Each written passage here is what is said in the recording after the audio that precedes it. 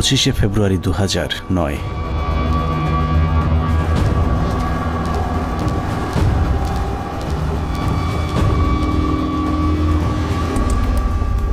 মহাজোট সরকার ক্ষমতায় আসার মাস দেড়েকের মাথায় বর্বরতম এক হত্যাকাণ্ডের মাধ্যমে ভেঙে দেয়া হয় সীমান্তে উঁচু করে যারা শত্রুর সামনে প্রাচীর হয়ে থাকত তাদের মেরুদণ্ড। বিডিআর সেনাবাহিনীর সমন্বয়ে গঠিত সুশৃঙ্খল একটি বাহিনীর মগজে বিষ বাষ্প ঢুকিয়ে উস্কে দেওয়া হয় হিংসা আর প্রতিশোধের আগুন। সেই আগুনেই পুড়েছে বিশ্বাস, আস্থা আর ভালোবাসায় তৈরি করা সাজানো গোছানো এক সুখের ঘর। পিলখানায় লাগা সে আগুনে শুধু যে 57 সেনা কর্মকর্তাই পুড়েছে তা নয়, সেই সাথে পুড়েছে কয়েক হাজার জওয়ানের সুখ, স্বপ্ন, সংসার। সীমান্ত অরক্ষিত করে ওদেরকে রক্ষিত করা হয়েছে কারারক্ষীদের ঘরে, যেই ঘরে দিন, মাস, বছর করে গুনে গুনে 15 বছর পার হয়েছে সীমান্ত রক্ষীদের। সেই থেকে ওপারের শত্রু যখন খুশি এপারে এসেছে কেউ তাদের বাধা দেয়নি, কারণ ওরাই ছিল আমাদের 1,44,000 বর্গ কিলোমিটার মানচিত্রের সীমানা প্রাচীর, যেই প্রাচীরে ক্ষত ধরিয়েই আমাদের মানচিত্রকে বিক্ষত করা হয়েছিল গেল 15টি বছর। মূলত 2009 সালের 25শে ফেব্রুয়ারি বিডিআরের হত্যাকাণ্ডই আমাদের গেল 15 বছরের ভাগ্য লিখে দিয়েছিল। এই 15 বছর বাংলাদেশের রাজনীতি, শিক্ষা, অর্থনীতি থেকে শুরু করে পুলিশ, প্রশাসন সবকিছু নিয়ন্ত্রণ করেছে ভারত, আর সবচেয়ে বেশি নিয়ন্ত্রণ করেছে বাংলাদেশ সেনাবাহিনীকে, যারাই ছিল একসময় আমাদের অহংকার। নারী, টাকা আর পদের লোভে সেনাবাহিনীর কিছু কর্মকর্তা তাদের মাথা বেচে দিয়েছিল ভারতের কাছে, যাদের পরিকল্পনাতেই খুন হয়েছিল দেশপ্রেমিক 57 জন সেনা কর্মকর্তা।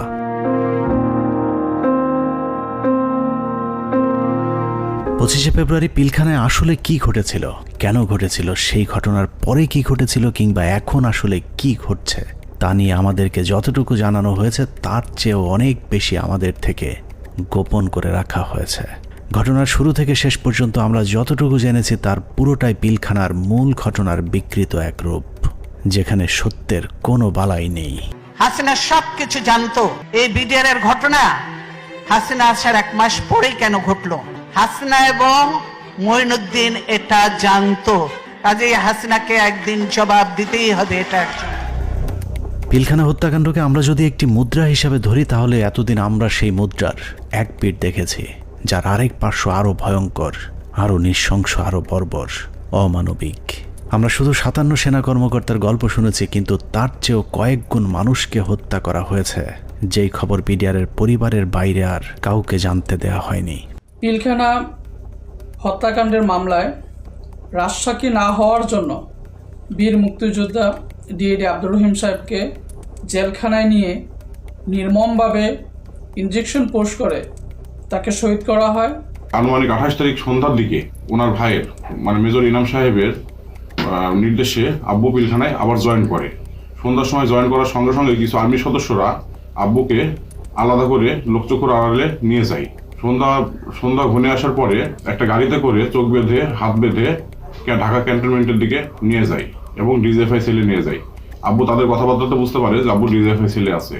ওখানে সম্ভবত একটা 12 নম্বর কোনো একটা রুমে আব্বুকে 10 থেকে 12 দিন রাখা হয় এবং অমানবিক নির্যাতন করা হয়। আপনার ইলেকট্রিক শক দেওয়া হয়, লিঙ্গে বাড়ি দেওয়া হয়, মানে অসহনীয় কষ্ট তাদেরকে সহ্য করতে হয়। ড্রিল মেশিন দিয়ে পা ছিদ্র করে, তারপর আপনার পেরেক দিয়ে হাতের পায়ে নখ উপড়িয়ে ফেলায়।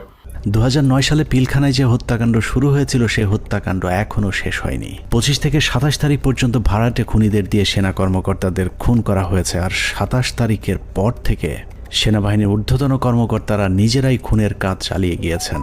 ঘটনার পর জিজ্ঞাসাবাদের নামে বিডিআরের 167 জন জওয়ানকে নিজেদের হাতে হত্যা করেছে আমাদের গর্বের সেনাবাহিনী। এমনকি সেনাবাহিনীর শিখিয়ে দেওয়া সাক্ষ্য দিতে চায়নি বলে পিলখানার জামে মসজিদের ইমামকে পর্যন্ত নির্মমভাবে হত্যা করা হয়েছে, যিনি ঘটনার শুরু থেকে শেষ পর্যন্ত নিজ চোখে প্রকৃত খুনিদেরকে দেখেছিলেন। এসব তো আমাদের সৈনিকরা করবে না, কখনোই আমাদের সৈনিকরা অফিসারের উপরে আক্রমণ করবে না। যেভাবে গুলি করতে করতে ভিতরে ঢুকে গেছে, আর একজন হিন্দিতে কথা বলে, ইংলিশে কথা বলে, কমেন্ট করে ওদেরকে। পিলখানার ঘটনার বেশিরভাগ তথ্য উপাত্ত আলামত নষ্ট করে দেওয়া হয়েছে। তারপরেও চূড়ান্ত ঝুঁকি নিয়ে দেশপ্রেমিক কয়েকজন সেনা কর্মকর্তা অত্যন্ত গোপনীয়ভাবে কিছু গুরুত্বপূর্ণ তথ্য প্রমাণ নিজেদের সংগ্রহে রেখেছিলেন। বিডিআর হত্যাকাণ্ডের দিন বেঁচে যাওয়া কিংবা পিলখানার বাইরে থেকে বারবার ভেতরে ঢুকে অফিসারদের জীবন বাঁচানোর চেষ্টা করা, অথবা যারা ঘটনার সুষ্ঠু তদন্তের ব্যবস্থা করতে চেয়েছিলেন, এরকম একদল সেনা কর্মকর্তার সহায়তায় আমাদের আজকের অনুসন্ধানটি করা হয়েছে। দীর্ঘ সময় ধরে চলা আমাদের একান্ত প্রচেষ্টায় ঘটনার মূল রহস্য উদ্ঘাটনের সর্বোচ্চ চেষ্টা করা হয়েছে। তারা রাষ্ট্রের মানুষের সুন্দরভাবে একটা সেবা দেওয়ার জন্য দায়িত্ব নাই এবং মাত্র 1.5 মাসের মাথায় বিডিআর মতো একটা হত্যাযজ্ঞ তারা চালিয়েছিল পরিপূর্ণ রাষ্ট্র সহযোগিতায়। কারণ রাষ্ট্রকে পরিপূর্ণ এই সময় থামিয়ে রাখা হয়। এই জায়গায় একটা বিশাল একটা কাজ করার জায়গা কমিশনের, যে এই পোস্টিং গুলা কাদের অর্ডারে হয়েছিল, কি ক্রাইটেরিয়াতে ওনাদেরকে তখন এইভাবে পোস্টেড করা হলো, কেন এত কুইক, মানে এই জিনিসটা তো সন্দেহের উদ্রেক করে, তাই না? যে 18 ইঞ্জিনিয়ার্স এর কর্নেল মেহেদী স্যার এত ইম্পর্টেন্ট সব কাজ করছিল, ওদেরকে যখন ক্লোজ অ্যারেস্ট করে রাখা হয় বা আয়নাঘর থেকে নিয়ে ইসে রাখা হয়, মেস বিতে ক্লোজ অ্যারেস্ট করে রাখা হয়, তখন এই রেজানুর খান স্যারের সঙ্গে আমার বাবা দেখা করতে গেছিলেন যে আমার খোঁজ নেওয়ার জন্য। তখন উনি বলেন যে আপনার ছেলে মানে বাংলাদেশের সবচেয়ে বড় সন্ত্রাসী, তার কথা একদম ভুলে যান। পিলখানায় আসার আগের 2 বছর 3 বছর তারা আসলে কি করছিল, কোথায় তাদের পোস্টিং ছিল, তারা কাদের সাথে মেলামেশা করছে। আমাদের অনুসন্ধানে সহায়তাকারী এসব অফিসারদের সকলে বিডিআর হত্যাকাণ্ডের ঘটনায় নির্যাতনের শিকার। কেউ কেউ দীর্ঘ সময় গুমের শিকার, কেউ চাকরিচ্যুত হয়েছেন কিংবা জীবন বাঁচাতে চাকরি এবং দেশ ছাড়তে বাধ্য হয়েছিলেন। ডিজিএফআই কেন আমাদেরকে বাধা দিলেন, ও উল্টা আর আমাদের সাথে রাগ করলেন যে কেন তোমরা পলাতক এদেরকে ধরে নিয়ে আসলে, তাদের তো পালিয়ে যেতে দেওয়া হচ্ছিল অন্ধকার করে, লাইন কেটে যে তাদেরকে পালিয়ে যেতে দেওয়া হচ্ছিল। এই বিষয়টা অবশ্যই ওই সময় সমস্ত পত্রিকায় এসেছিল। আর 3 নাম্বার হচ্ছে যে এই যে এরা যে মানে বললো যে এরা ঠিক জানে না কে তাদের কমান্ড করছে, এই যে জিনিসটা সবার মুখ ঢাকা ছিল। সো কে কাকে কমান্ড করছে এটা তো চেহারা, যেমন আমার সৈনিক কিন্তু সবাইকে চিনে একটা ইউনিটের, আমি সবাইকে চিনি যে আমাকে অমুক স্যার এটা বলেছে। একে তো ওখানে হচ্ছে প্যারেড উপলক্ষে বিভিন্ন ইউনিটের সৈনিকরা এসেছিল, সবার মুখ ছিল বাধা, এই জন্য ওরা জানতো না যে কার কমান্ডে তারা কাজ করছে। সেনাবাহিনীর মধ্যম সারির এসব সেনা কর্মকর্তাদের সংগ্রহে থাকা কিছু গোপন অডিও ভিডিও ছিল আমাদের অনুসন্ধানের মূল পুঁজি। স্পর্শকাতর এসব তথ্য উপাত্ত নিয়ে আমাদের আজকের অনুসন্ধান।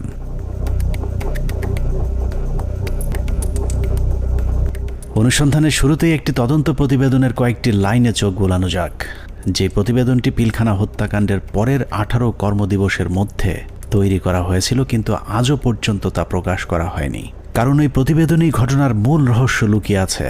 যদিও মূল ঘটনার 50 ভাগও প্রতিবেদনে উঠে আসেনি, যে কারণেই প্রতিবেদনের সীমাবদ্ধতায় বলা হয়েছে তদন্তের স্বার্থেই কমিটি কয়েকটি সংস্থার প্রধান গুরুত্বপূর্ণ ব্যক্তিকে জিজ্ঞাসাবাদ এবং বিভিন্ন গোয়েন্দা সংস্থার নিকট হতে গোয়েন্দা তথ্য সংগ্রহ করা আবশ্যক বলে মনে করেছে, কিন্তু পর্যাপ্ত সহযোগিতার অভাবে কাজগুলো করা সম্ভব হয়নি। ফলশ্রুতিতে পর্যাপ্ত তথ্য প্রমাণ সহ এই বিদ্রোহ এবং হত্যাকাণ্ডের মূল ষড়যন্ত্রকারীদেরকে শনাক্ত করা এবং ঘটনার পেছনের মূল কারণ বা মোটিভ উদ্ঘাটন করা সম্ভব হয়নি। এছাড়া প্রতিবেদনের মন্তব্যে বলা হয়েছে তদন্ত কমিটি সংশ্লিষ্ট গোয়েন্দা সংস্থা সমূহ যেমন এনএসআই, ডিজিএফআই, র্যাব, সিআইটি এবং পুলিশের এসবিকে তাদের সংগৃহীত বিভিন্ন গোয়েন্দা তথ্য প্রয়োজনীয় প্রমাণাদি পেশাগত দৃষ্টিকোণ থেকে বিশ্লেষণ করে কমিটির নিকট সরবরাহ করার জন্য অনুরোধ করেছিল, কিন্তু বর্ণিত সংস্থাসমূহ হতে কোনো সহযোগিতা পাওয়া যায়নি। প্রতিবেদনের এই লাইনগুলো পড়লেই বোঝা যায় পিলখানা হত্যাকাণ্ডের পরপর গঠিত ওই তদন্ত কমিটি ঘটনার মূল রহস্য উদ্ঘাটন করুক, এটা সরকার কিংবা সেনাবাহিনী কেউই চায়নি। ওই প্রতিবেদনের মতোই পিলখানা হত্যাকাণ্ডের সবকিছুই আমাদের থেকে আড়াল করে রাখা হয়েছে। 2009 সালের 25শে ফেব্রুয়ারি সকালে পিলখানায় দরবার শুরুর পর থেকে 26 তারিখ বিকেল 5টা পর্যন্ত সরকারের পক্ষ থেকে যা কিছু করা হয়েছে সবই জিম্মি হওয়া সেনা কর্মকর্তাদেরকে হত্যার উদ্দেশ্যে, কাউকে বাঁচানোর জন্য নয়। 25 তারিখ সকাল থেকেই তৎকালীন প্রধানমন্ত্রী শেখ হাসিনা, 3 বাহিনী প্রধান, ডিজিএফআই, এনএসআই প্রধান, সামরিক সচিব তারেক সিদ্দিকী সহ সকলেই সেনা কর্মকর্তাদের হত্যার মিশন সম্পূর্ণ করবার জন্যে শেখ হাসিনার তৎকালীন সরকারি বাসভবন যমুনায় অবস্থান করছিলেন। পিলখানার ঘটনায় বেঁচে আসা সেনা কর্মকর্তাদের একজন মোহাম্মদ জাহিদি আহসান হাবিব দরবার হলে গোলাগুলি শুরুর পর তিনিই প্রথম জেনারেল তারেক সিদ্দিকীকে ফোন করে বলেছিলেন তাদেরকে বাঁচানোর জন্য, কিন্তু তারেক সিদ্দিকী ফোন কেটে দেন। তারপর থেকে আর তারেক সিদ্দিকীকে টেলিফোনে পাওয়া যায়নি। আমাদেরকে যাতে সাহায্য করার জন্য, যাতে আর্মি যাতে আমাদেরকে হেল্প করে, তার জন্য আমি জেনারেল তারেককে আমি সাহায্য চেয়েছিলাম। আমি জেনারেল তারেকের সাথে জেনারেল শাকিলের কথা বলে দিয়েছিলাম আর্মিরা যাতে এখানে ইন্টারভেনশন করে, আর্মি যাতে পাঠায়, কিন্তু তারা কোনো আর্মি পাঠায়নি বা আমাদের কোনো সাহায্য করা হয়নি। পিলখানা থেকে বেঁচে ফেরা মেজর জায়েদের বক্তব্যের অনুরূপ তথ্য অপ্রকাশিত সেই প্রতিবেদনেও উঠে এসেছে, যেখানে বলা হয়েছে আনুমানিক সকাল 9:30 ঘটিকায় মহাপরিচালক বিডিআর স্বয়ং প্রধানমন্ত্রী, সেনাপ্রধান, মহাপরিচালক র্যাব এবং মহাপরিচালক ডিজিএফআই এর সাথে ফোনে কথা বলেন। এ সময় বিডিআরের ডিজি সুনির্দিষ্টভাবে তাদেরকে জানান 44 রাইফেলস ব্যাটালিয়ন বিদ্রোহ করেছে।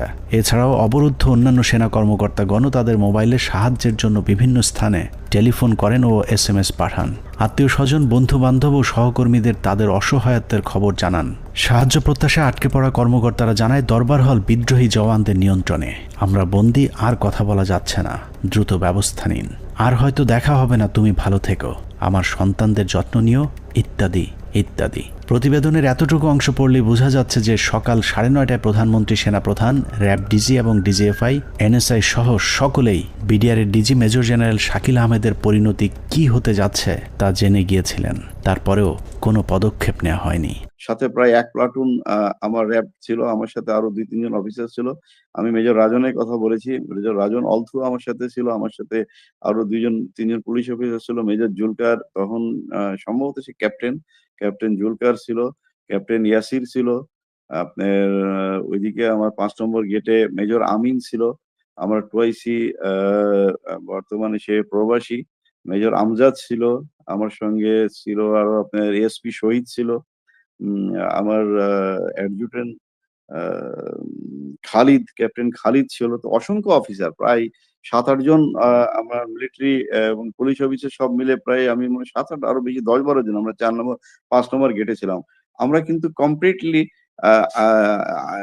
একটা অল্টারকেশনের ভিতরে ছিলাম। আমরা বারবার এই তৎকালীন আমি এডিজিকেই বেশি করে বলবো, কারণ এডিজি কর্নেল রেজানুর, আমি এখনো অবাক হচ্ছি যে এই ব্যক্তিটিকে কেন প্রশ্নের সম্মুখীন করা হয়নি। তখন কিন্তু সুযোগ ছিল তাকে প্রশ্ন করার, তখন করা হয়নি, কিন্তু এখনো কেন করা হচ্ছে না। এই ব্যক্তিটি কিন্তু আমাদেরকে বারবার বাধা দিয়েছে যে আমরা যেন ভিতরে প্রবেশ না করি। যে যমুনা ভবনের থেকে সে বারবার বলছিল এবং ফের রেফারেন্স দিয়েছিল প্রাইম মিনিস্টারের, যে উনি বলেছেন একটা আলোচনা হবে, কেউ যেন আমরা এখানে বিডিআর গেটে কোনো ধরনের আক্রমণ না করি এবং ভিতরে ঢোকার চেষ্টা না করি। ততক্ষণে সেনাবাহিনী এবং র্যাবের বেশ কয়েকটি দল পিলখানার বিভিন্ন গেটে অবস্থান নিয়েছিল। ভেতরের পরিস্থিতি ক্রমেই নিয়ন্ত্রণের বাইরে চলে যাচ্ছে সেই খবর তাদের কাছেও পৌঁছেছিল, কিন্তু তাদেরকে পিলখানার ভেতরে অভিযান চালানোর পথে বাধা সৃষ্টি করে রেখেছিল সেই একই জায়গা থেকে। রেজাকে সেখানে কর্নেল রেজানুর খান, র্যাবের এডিজি, সে থামায় দেয় যে কোনোভাবে, সে ঢুকতে পারে নাই। সেটা কিন্তু আমি বলতেছি অ্যারাউন্ড 9 AM আমরা আসবার আগে, যেটা আমাকে রেজা, আমি ওখানে যাওয়ার পরে 10:30টার সময় রেজা আমাকে ব্রিফ করে যে স্যার এই অবস্থা, আপনারা কি ঢুকতে পারবেন? তখন আমি জেনারেল হাকিমকে বলি, উনি বললেন যে না, এখন ঢোকা যাবে না। CGS, chief of general staff, general Moin তো তখন পতিতা হাসিনার কাছে বঙ্গভবনে বসে অপেক্ষা করতেছে আদেশ শুনবার জন্য, নিজে থেকে কোনো সেনাপ্রধান হিসেবে কোনো অর্ডার দেয় নাই। এখানে একটা জিনিস ক্লিয়ার করি, এই বিডিআর অপারেশনের সময় 3 জন, এটা তো আর্মির অ্যাকশন, এটা কোনো পলিটিক্যাল কোনো কিছু হওয়ার কথা না, 3 জনের কমান্ডের দায়িত্ব ছিল। একটা ছিল সেনাপ্রধান জেনারেল মইনু আহমেদ, সে যেহেতু হাসিনার সাথে বসে আছে গণভবনে, তখন কিন্তু যমুনায়, গণভবন না যমুনায় বসে আছে। আর তার বর্তমানে chief of general staff major general সিনাইব জামালি, তার আদেশ দেওয়ার কথা, হ্যাঁ ভিতরে ঢুকো। আর অন দ্য স্পট কমান্ডার একজন।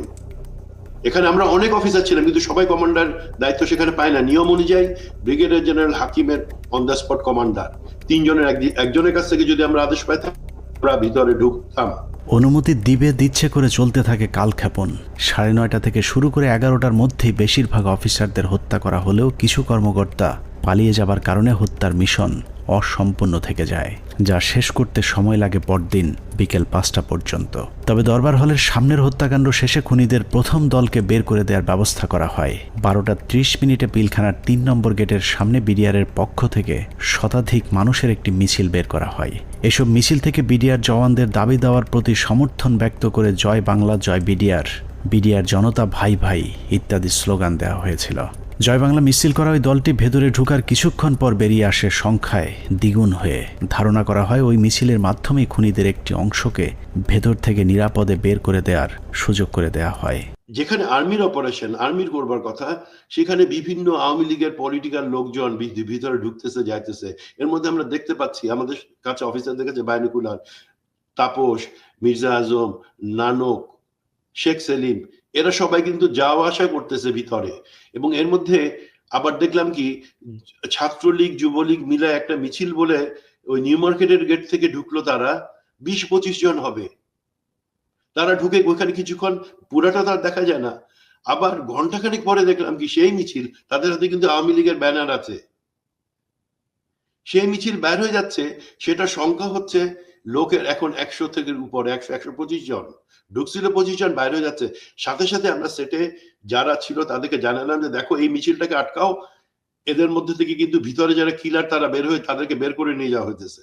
বিডিআর কমপ্লেক্স যে ভিতরে যত সৈনিকরা ছিল তখন সবাই জাগো বললো, জাগো বলে যে যেদিকে পারলো বেরিয়ে চলে গেল। এটা হওয়ার কথা না। একটা ট্রেন সোলজার একটা এইভাবে পালিয়ে যেতে পারে না, যখন যতই গুলি হোক, কেননা তার কাছে কোনো অর্ডার আসেনি। এবং এই সময় কিছু অফিসারও কিন্তু পালিয়ে গিয়েছিল। তো আমাদেরকে বের করতে হবে হু অল অর, মানে ওই অফিসাররা কারা কারা। এই সময় পালানোর কথা না।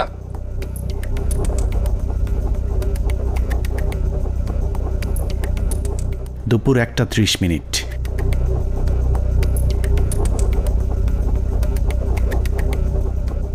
খুনের প্রথম পর্ব শেষ হবার পর শুরু হয় দ্বিতীয় পর্ব। বেলা বাড়ার সাথে সাথে দরবার হলে নৃশংস হত্যাযজ্ঞের খবর ছড়িয়ে পড়ে পুরো পিলখানায়। এতে অধিকাংশ বিডিআর সদস্যরা আতঙ্কিত হয়ে পড়েন। বিডিআর সদস্যরা যেভাবে পেরেছে পালিয়ে যাওয়ার চেষ্টা করতে থাকে, কিন্তু বাকি অফিসারদের খুঁজে বের করে হত্যার জন্য সরকারের আরও কিছুটা সময় প্রয়োজন ছিল, যে কারণে বিডিআর জওয়ানদের চাঙ্গা করতে শুরু হয় সরকারের নতুন ষড়যন্ত্র। নাটকের এই পর্বে মঞ্চে আসে মুন্নি সাহা এবং জয় মামুন, যারাই প্রথম গুজব ছড়িয়ে দেন পিলখানায় অপারেশন ডাল ভাতের টাকা নিয়ে অসন্তোষের কারণেই বিডিআরের ডিজিকে জিম্মি করেছে বিডিআরের জওয়ানেরা। এর পরপরই সেনাবাহিনী নিয়ে নানা ধরনের উস্কানিমূলক তথ্য প্রচার করতে থাকে বিশেষ কয়েকটি গণমাধ্যম। অফিসারদের কি অবস্থা? অফিসার যারা ছিল দরবার হলে যারা ছিল তাদের কি অবস্থা? তারা অনেকে ভেঙে গেছে, অনেকে আমাদের জিম্মিতে আছে, তাদেরকে কিছু করা হয়নি। ওরা খুব ভালোভাবে জানে বিডিআর এর প্রতি কি অন্যায় অবিচার চলে। আপনাদের তো অনেক দিনের এটা ক্ষোভ, আজকে কেন, আজকে কোন পরিপ্রেক্ষিতে এটা করলেন? উনি বোঝেন না, উনি খালি আশা দেয়। এখন আমরা ওনাদেরকে আটক অবস্থায় রাখছি, যাতে আমাদের দাবিগুলা মাননীয় প্রধানমন্ত্রী এবং স্বরাষ্ট্রমন্ত্রী আমাদের দাবি মানবেন।